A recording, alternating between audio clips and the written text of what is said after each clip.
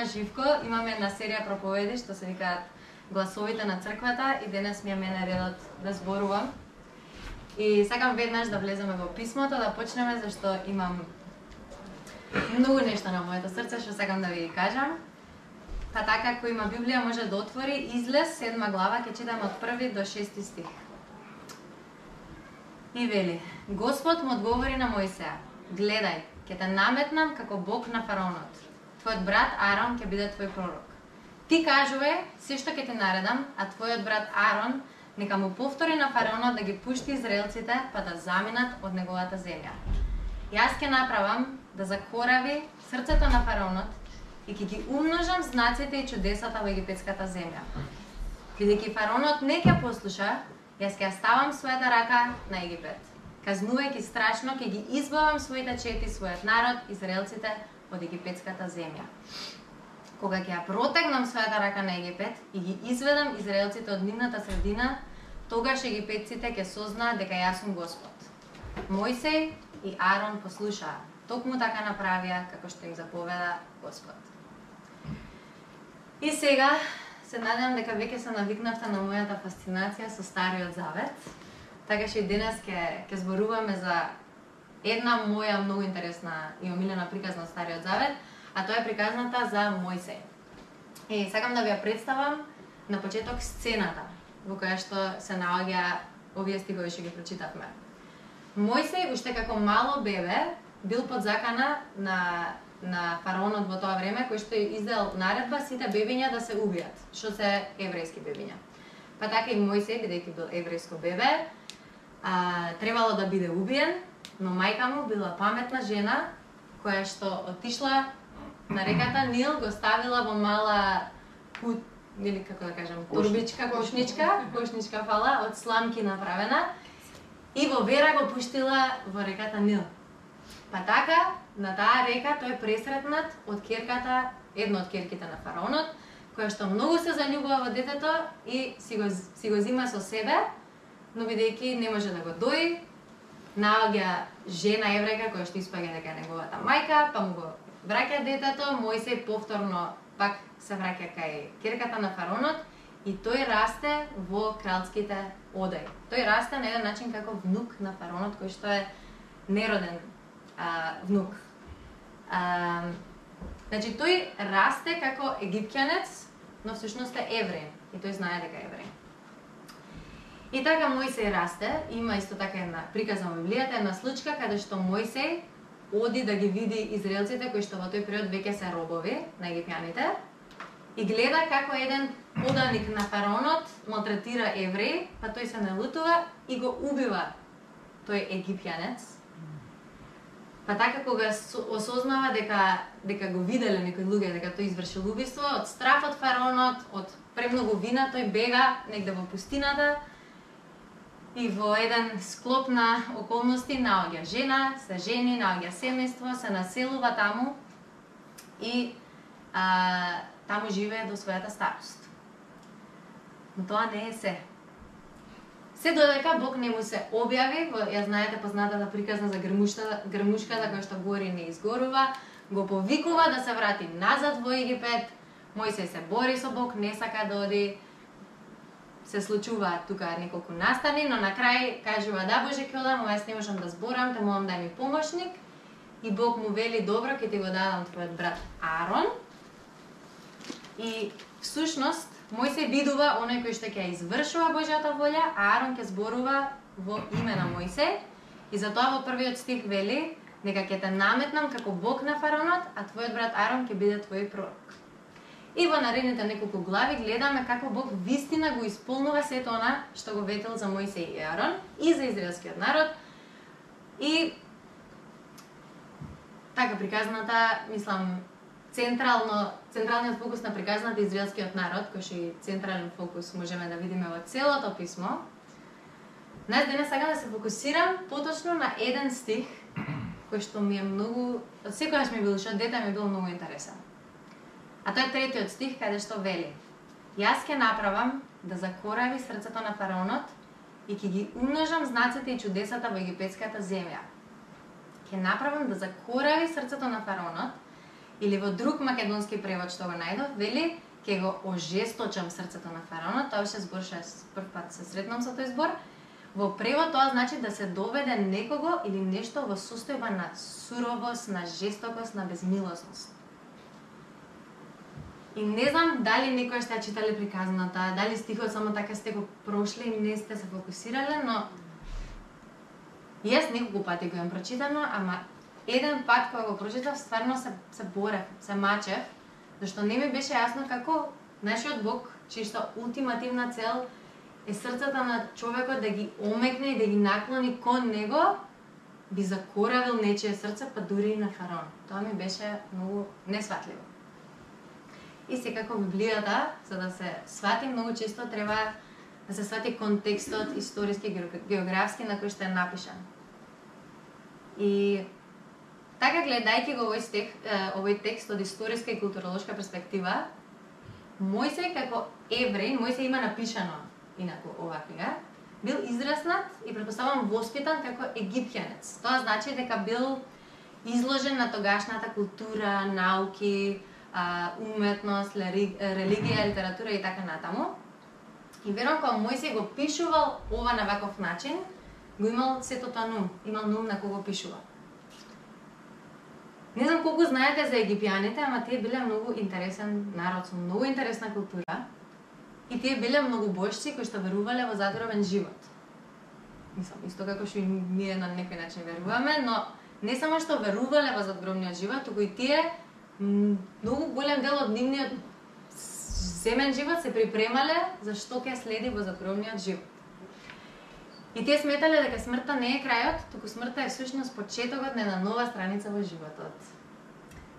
И мислам, сите пирамиди што верувам дека сите ги знаеме, тоа се всушност гробници, монументи за фараоните кои што ги погребувале. Така што за нив смртта бил многу важен момент од животот на човекот. И многу интересно кога ги спремале фараоните за смрт, најчесто нели бил процес на мумификација кај што ги мотале за да го зачуваат телото, и ги ваделе сите органи, освен еден орган кој што бил сршта на човекот, а тоа било срцето. И подоцна, според нивната религија, тоа срце, свештеникот кој што го извршувал тој обред, го земал срцето, го ставал на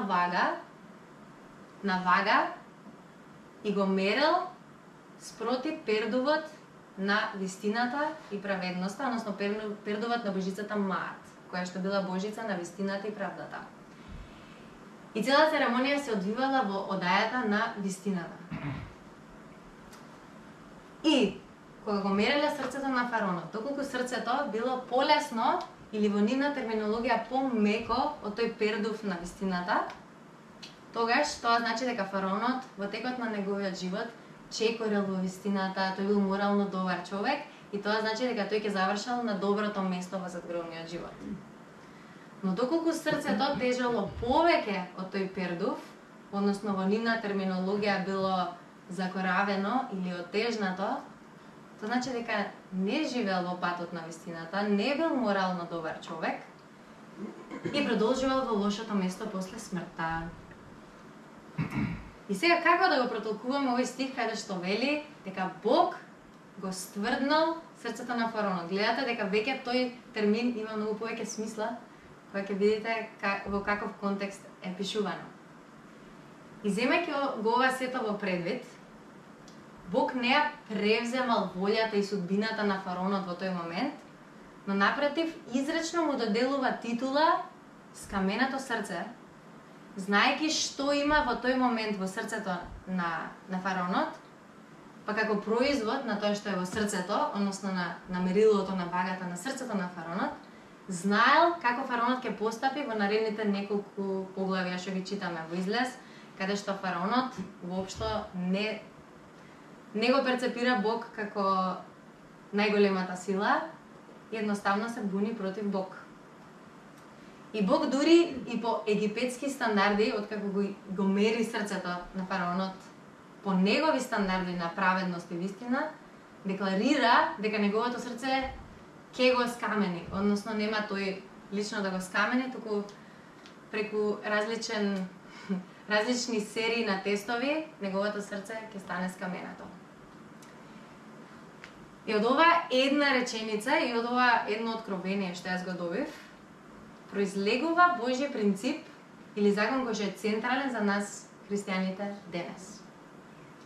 Бог го суди човекот уште пред човекот да направи било што, бидејќи веќе го знае неговото срце. Бог знае што ќе направиш, знае каков човек си, знае се за тебе само врз база на твоето срце. Со тоа што тој веќе ја има таа мерила на твоето срце. И срцето во еврејската култура, исто како и во египетската, но исто така и во еврејската култура, представува сршта на човекот. И има безброј стихови во Библијата за срцето и Живко денеска зборуваше многу за срцето. И сакам да прочитам неколку од нив. Едно е во Изреки 4:23, каде што вели: а над се чувај го своето срце, зашто животот извира од него. Езекиел 36:26. Ке ви дадам ново срце и ке вдахнам нов дух во вас. Ке го извадам каменото срце од вашето тело и ке ви дадам срце од месо. Второ Законие 9:4-5. Послушај Израиле, Господ, нашиот Бог е единствен Господ. Сакај го Господа твојот Бог од се срце, со сета твоја душа и со сите своји сили. И во тој период, кога се уште човековото тело, верувам, не било доволно медицински истражено, евреите немале концепт за мозокот како централен орган кој што прави телото да функционира. Па така, во нивната глава, со срцето размислуваш, со срцето знаеш. Во Изреки гледаме дека мудроста престојува во срцето. Со срцето можеш да разпознаеш вистина од лага. Во срцето чувствуваш. Чувствуваш тага, чувствуваш тежина, чувствуваш мака, но наспроти тоа чувствуваш радост, чувствуваш исполнување, чувствуваш страст кон нешто. Срцето е двигателот на нашето тело. Ние живееме бидејќи срцето ни бие. Тоа е центарот на нашиот интелект и емоции, но и тоа е место каде што ги правиме сите наши одлуки. Накратко, срцето е сршта на секој човек. Срцето е она од кое што извира се. Се што може еден човек да го видиме како производ, е всушност манифестација на тоа што е внатре во срцето. Нашиот говор, нашите мисли, нашите намери, нашиот светоглед. И кога ќе размислуваме на тој начин, верувам дека ни станува појасно како Бог можел да утврди дека фараонот ќе има скаменето срце, односно како Бог му дава таква изрична пресуда, поради тоа што го знае неговото срце, ги знае неговите идни постапки и одлуки. И како што кажав на почетокот, оваа серија Гласовите на црквата се наменети за секој еден од нас што ќе зборува, да може на некаков начин да го сподели своето лично сведоштво со Бог. И поточно пред неколку месеци јас бев поттикната да се запишам на мастер по теологија и со Божја помош почнувам во октомври. И Живко ме замоли да зборувам за повикот од Бог во мојот живот и поспецифично повикот да студирам теологија. И долго размислував за, не сега додека спремав проповета, но уште пред да се запишам, баш размислував зошто да студирам теологија и како повикот Божји би ме одвел на тоа. И така се навратив на сите централни настани во мојот живот и сватив неколку клучни работи кои што сакам да ги споделам со вас, а се поврзани со сето на кое што ви го зборував до сега. Божјото откровение, односно Бог ми се објави мене, уште кога бев мало дете, не знам дали се сеќавате, пред неколку месеци ви покажав слики кога се крстев како мало детенце. Па така уште од тогаш тоа го има одредено на некој начин патот по кој што јас чекорам до ден денес. И размислувајќи така на повеќе настани како што се, прв ден на училиште, последен ден на училиште, крштевањето во вода, последен ден на факултет, запознавање, нови пријатели кои што ми се до ден денес едни од најблиските. Селење во странство, оцелување од дома, прв ден на работа, започнување врска со мојот дечко. И сватив едно многу клучно нешто кога си размислував. Дека мојот повик од Бог никогаш не бил потрага по тоа што ќе станам, туку кој ќе станам. И во животот што од мали, нели, прашуваш деца што сакаш да бидеш кога ќе пораснеш, и најчесто идентитетот на детето го поврзуваат со, или сршта на личноста со што сакаш да бидеш кога ќе пораснеш. И знам дека јас лично со години се борев со таа идеја за што треба јас да станам сега за да бидам благоугодна на Бог, или што треба да станам за да бидам успешна во очите на луѓето и во очите на Бог. И што треба јас да станам за да можам да се чекирам дека сум го исполнила тоа станување нешто и да можам да си продолжам со животот. И нема ништо лошо да се стремиме да станеме нешто, тоа се бара од нас. Но во мојот од со Бог сватив дека за да станам нешто, прво треба да станам некој, односно да постанам некој или некоја. Треба да се трансформирам од сршта на своето битие и треба моето срце да се трансформира и наклони кон она што Бог го бара. И да се навратиме на приказната за фараонот, има многу интересни два контрасти. Прво е фараонот. Значи, Египетското царство тогаш било многу моќно и фараонот како водач бил многу успешен, со многу видлив просперитет. Навидум некој човек кој станал нешто, тој е човек кој што ети во очите на боговите египетски можеби бил некој нешто. И наспроти него го имаме Мојсей, кој што е старец, чисто ете шанса пропуштена да стане некој нешто во египетската земја. Неговите златни години младоста е позади него. Некој кој се плаши да зборува во јавност. Се смета дека и тој имал мана, дъткал, кога зборувал. Човек кој навидум стигнал до негде, застанал во место и сега тапка. Но убавината на Бог е што тој не гледа на оно што светот го гледа како мерило за успех. Нема е баш грижа за што си станал, што си успеал во животот, но грижа му е кој стануваш и кој си станал. Бог гледа на срцето.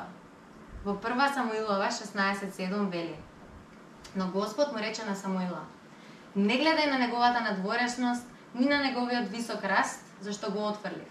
Бог не гледа како што гледа човекот. Човекот гледа на лице, а Господ гледа што е во срцето.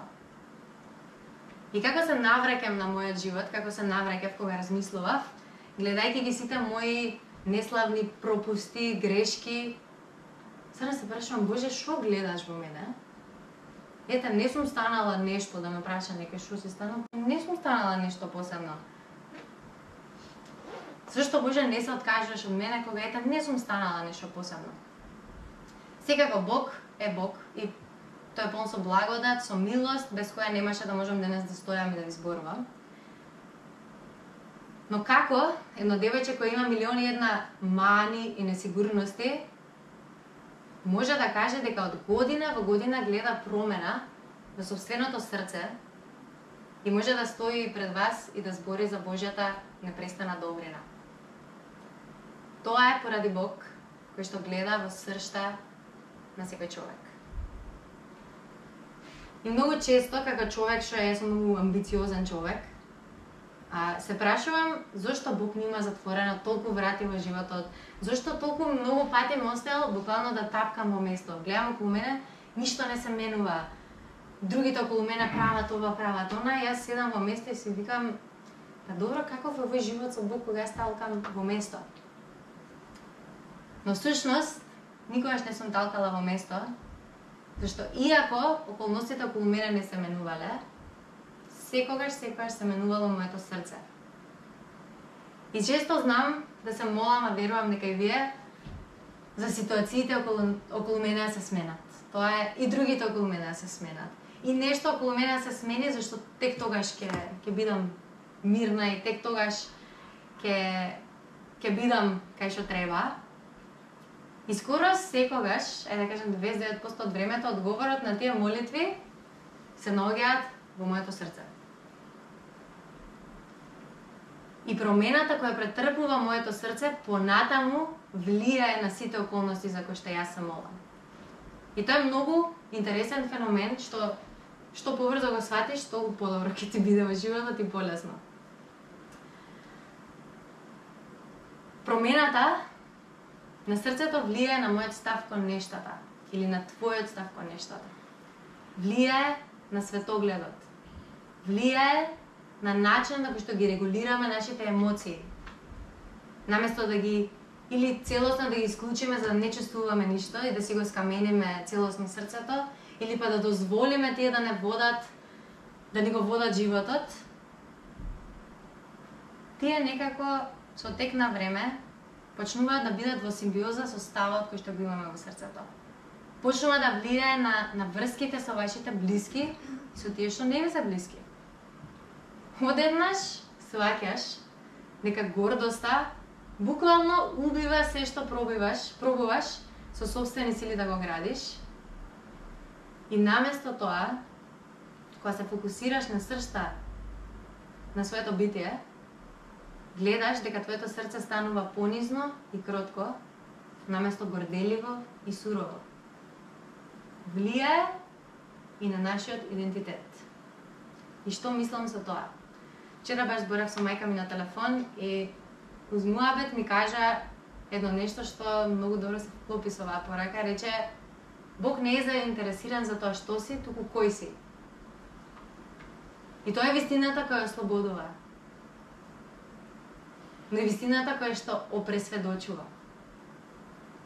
Тоа е вистината која што го менува и го има сменето мојот живот радикално.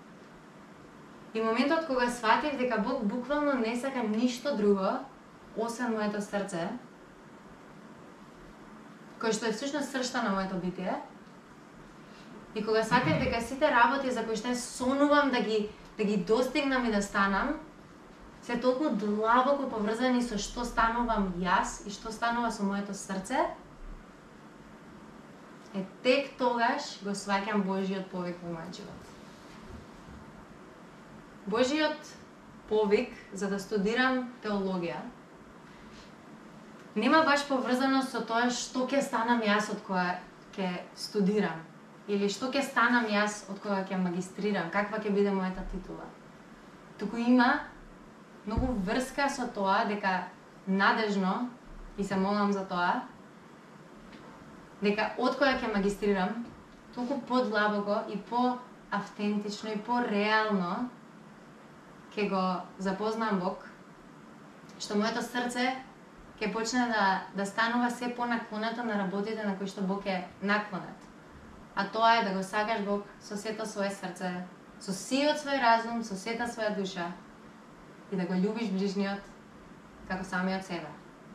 Тоа се двете најважни заповеди кои што не може да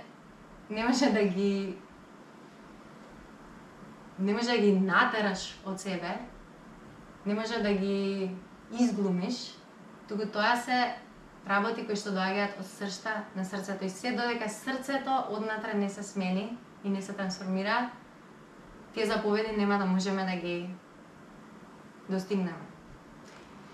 И тоа за мене е сршта на христијанскиот живот. Бог создал околу нас цел свет, цел универзум кој што не е на располагање да го уживаме, да го обработуваме, да го владееме, да го градиме, но Бог создал и цел универзум и цел свет во нас.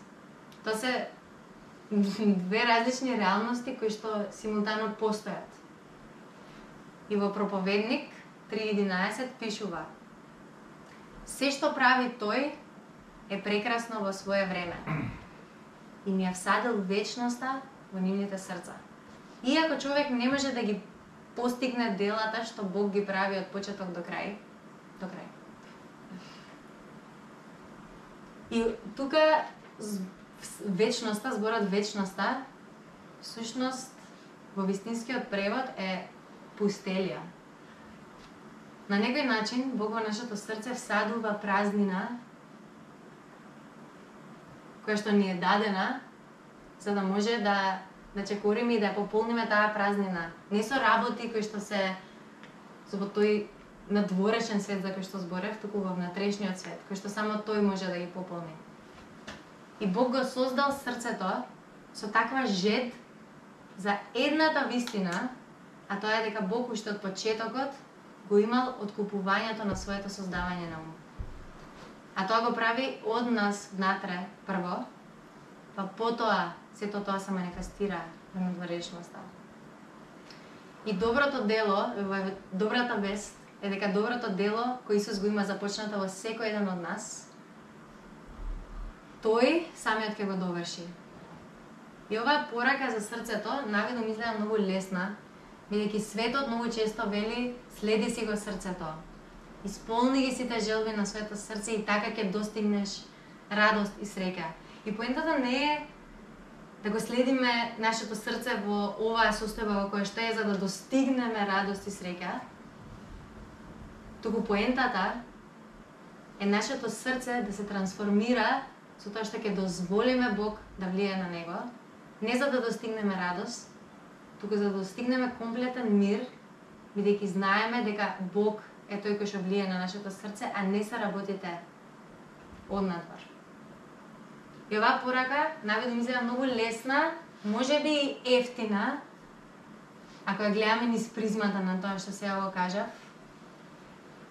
Но како што кажав на почетокот, христијанскиот живот значи дека Бог вистински стварно не бара ништо од нас, освен нашето срце, кое што е сршта на нашето битие, кое што е всушност се што ние сме. И кога ќе почне трансформацијата во нашето срце, сите надворешни работи кои што стварно се трудиме да ги, навики лоши, односи со нашите блиски или едноставно не знам, секој еден од нас се бори стварно со гадни работи. Јас кога некојаш ќе си го ставам моето срце на вага спротив пердувот на вистината, тешко е.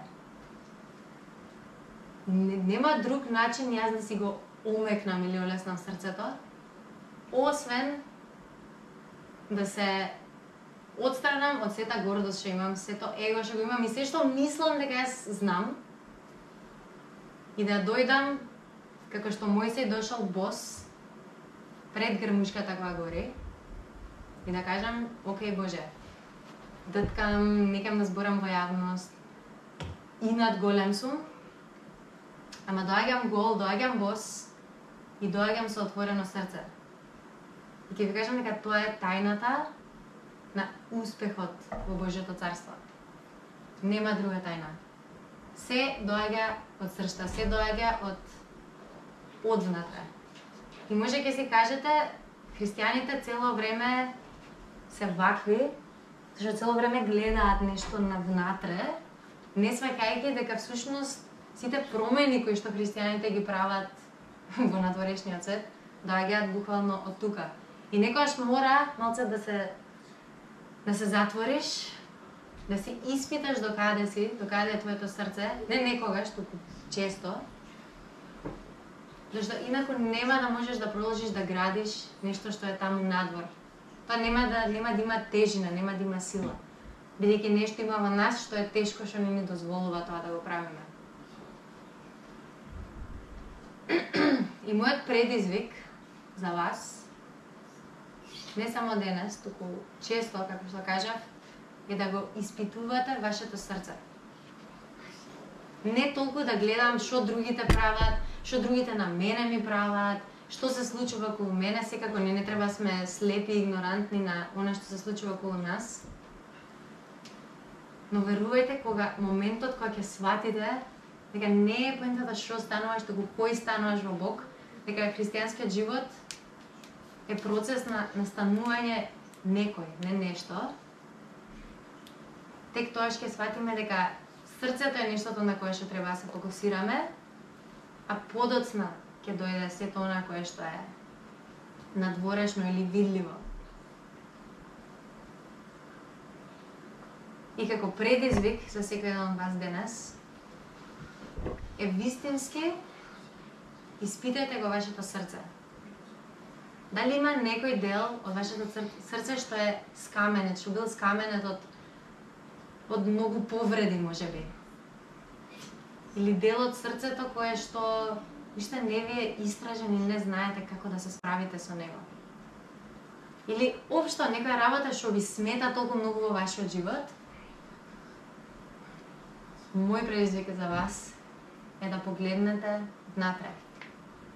Бидејќи нашата работа, единствено што е наша работа, е да имаме отворено срце за промена, да имаме понизно срце, а работа на Бог е да го трансформира. И ќе се зачудите, стварно ви кажувам, кога ќе погледнете една година, пред една година, какви сте биле, можеби ќе бидете буквално на истото место, во Скопје, во вашиот дом, со вашето семејство, сами, на истата работа, истата позиција, а се ќе биде различно. Буквално се ќе биде различно. Начинот на кој што ќе излезете од врата и се ќе ви изгледа различно, тоа е одговор на молитвата, која што е всушност трансформација на светот однатре, за да може и светот однадвор се трансформира. И сакам да завршам со една молитва. Фала ти, Татко наш, за тоа што си добар Бог, кој што нема никаква злоба во себе и сака единствено добри нешта за своите деца. Фала ти, Боже, што имаме можноста да, иако секој од нас се бори со закоравување на срцето во еден или друг дел, ти ни пружиш милост, ни пружиш благодат, и ни пружиш начин преку молитва да стигнеме до Тебе. И заедно со Тебе, Боже, со Твоја помош, да тоа срце се трансформира однатре. И фала ти, Татко, што таа трансформација не престанува во еден момент и не достигнува целосниот потенцијал, но фала ти што таа Твоја обнова трае и ние стануваме некој во Твоите очи, стануваме тие што треба да бидеме, додека повторно не се вратиш и додека не земеш да бидеме во вечност со Тебе. Се молам, Исусе, за секој еден што е тука, што можеби со години чувствува тежина во срцето, чувствува дека е закоравено, чувствува дека нема слобода, дека нема леснина како на еден пердув. Свети Душе, се молам да сега интервенираш во срцето на секој еден тука кој што е отворен, кој што вели, Боже, дојди, трансформирај го моето срце, трансформирај го мојот живот, трансформирај го моето срце за да можат и околностите околу мене да се трансформираат. И Боже, се молиме да бидеш центарот на нашето битие, на нашето срце, на нашиот живот, во секој еден аспект и момент од нашето секојдневие, Исусе. И се молам, Боже, да бидеме црква кој што тие плодови на духот кои што доаѓаат баш од таа трансформација и обнова на срцето и на умот. Да бидеме на црква кој што ќе шири таков прекрасен мирис во моментот кога ќе отстапи од својот дом, кога ќе отстапи од овие простори, Боже, на Твојот дом. Да бидеме на црква која што ќе биде одликувана со меки и лесни срца, а не, Боже, со закоравени и со тешки срца. И, Боже, исто така се молам за тој специфичен повик кој што го имаш, за секој еден кој што седи тука, Боже, ова утро. Да почнеш со работа во срцето пред се, за да може тој повик да стапи во реалност и во работа, Исусе. Ова го молам во Твоето свето име, Исус. Амен.